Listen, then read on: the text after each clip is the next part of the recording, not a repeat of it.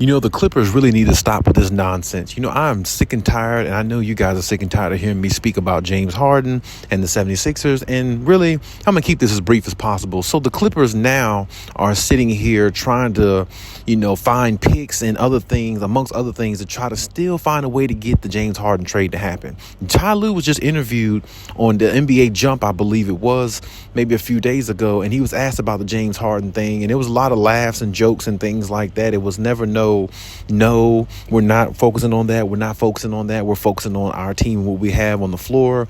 It was laughs and jokes about the James Harden thing, as in like there's a possibility it can happen. Now, of course, you see this report here. Woj just got into this a little bit, and we all know when Woj reports something, a lot of times it can transpire, it can happen, and usually it's true when he reports it. So, not saying that James Harden is a definite or anything like that to come to the Clippers, but what's being reported is the fact that the Clippers are still trying to find ways to bring James Harden on. I don't know if it's Russell Westbrook going to the front office, talking to the management and all that, trying to push for James Harden. I don't know if it's Paul George. I don't know if it's both. And I don't even know if it's Kawhi. It might be all three.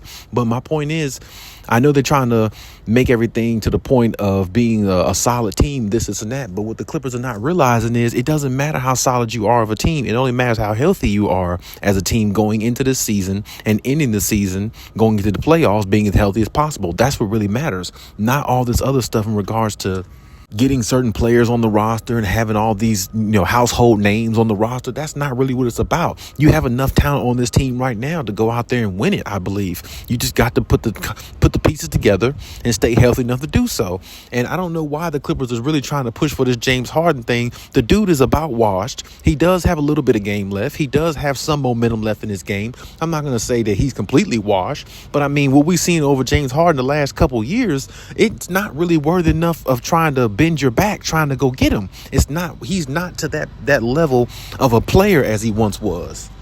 So if he's not at that level, it's no need to bend your back for a player like this, like he's still at a superstar elite level like he was in Houston. He's not that James Harden, because if he was that James Harden, you probably wouldn't even have a chance or opportunity to get him. You know what I'm saying? Because he would be probably not going to the Clippers or a team like that, which he didn't prior to leaving Houston or any of the other teams. But my point is, the Clippers need to stop with this nonsense, because there's no guarantee you'll win with James Harden. James Harden is good. He's still got some greatness in him. I'm not going to diminish him like that, but I'm just saying that he's not worthy of doing all this for. And now, if you read some of the reports, if you read some of the other reports out there, the Sixers really have more of a higher interest in Terrence Mann now, even more than what they did. And from what I'm hearing, and it's like if the Clippers are going to give up Terrence Mann and a couple other key pieces that really can help your team long term, I just think it's a waste of time, because you give up Terrence Mann, maybe Marcus Morris, and one or two picks or something like that for James Harden. I'm pretty sure that the Sixers will take that. But at the same time, to me, that makes the Sixers better than actually makes the Clippers better, because you don't know what you're getting out of James Harden. James Harden shows his diva-ness all the time. He's been showing the last couple teams he's on. Things don't go right. He's ready to quit. He's just showing that he's not the type of superstar you want to have on your team to win a championship. Now, Stephen A. goes on record saying that Kawhi is the worst superstar we've ever seen. Well, he might actually want to walk some of those comments back based upon what James Harden has showed the last couple years, because, I mean, really, he has quit on teams. He has shown that he just really doesn't care. He went into camp of the Houston Rockets a few years ago, overweight just so he can get traded. I mean, he's doing things that other superstars have not ever done, that I've ever seen in any other sport. So my point is, Stephen A. might have to walk those comments back of what he said about Kawhi and shift some of that over to James Harden, because not only James Harden has been acting like this and not showing the fight and spirit of a player who really wants to go out there and win. He's never won a damn championship in the NBA. Kawhi's already won multiple championships with load management, with all the injuries, with all that comes with them. He's brought teams success, and that's what you got to look at the end of the day. Did teams win with him? Was teams in contention of winning when they had Kawhi Leonard? Yes, they are. Just like the Clippers. The Clippers are a contender because they have Kawhi Leonard on there. He's just one of those type players. So the hate towards Kawhi Kawhi is not warranted when you have players like James Harden who are doing worse things, and it just gets, shoved right on the carpet. And it's just really not fair. But at the same time, it is what it is.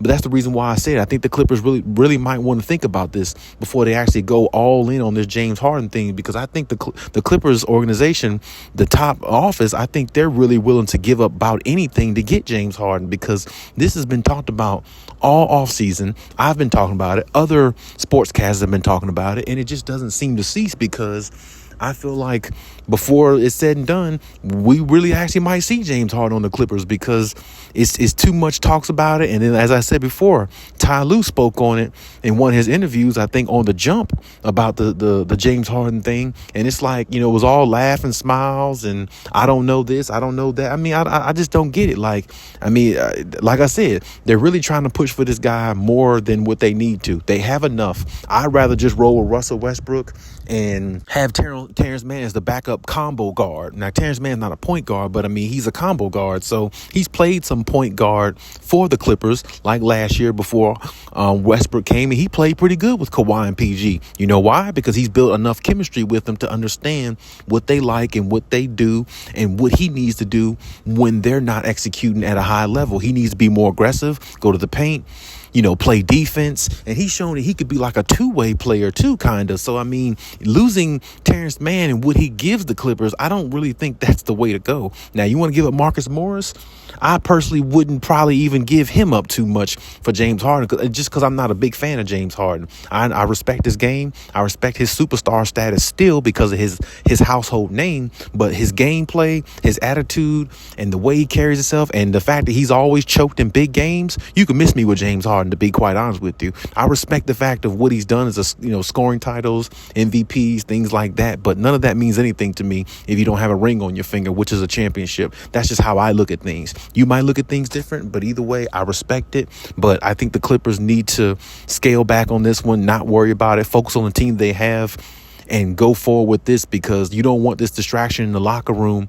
Players thinking, oh, am I going to get traded for James Harden because the Clippers, they still want him? Am I going to leave here, or by mid-season or a trade deadline, am I going to be out of here? Why do I need to build chemistry with this team if they just going to trade me away? You don't want players to start thinking things like that, because if they do, it interrupts their game, interrupts the chemistry, and it interrupts the flow. And then the Clippers might not live up to the expectation of what a lot of people think they should be, or where I should say they should go, which is to a championship. But it's my take on everything. Leave any comments, and we'll talk about it.